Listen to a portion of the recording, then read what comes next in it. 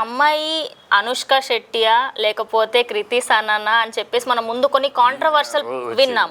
మరి ఇండస్ట్రీ నుంచి ఉండబోతున్నారా లేకపోతే బయట నుంచి ఎవరైనా ఫ్యామిలీ మిత్రులు అనుకోవచ్చా? నాకు తెలిసి ఇండస్ట్రీ నుంచి కాదు.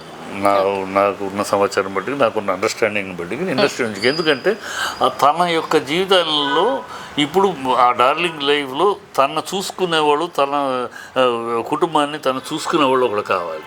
ఇప్పుడు ఆవిడ పెద్ద ఆవిడ, ఈ పెద్ద కృష్ణరాజు గారు మా అమ్మగా చూసుకుంటున్నా.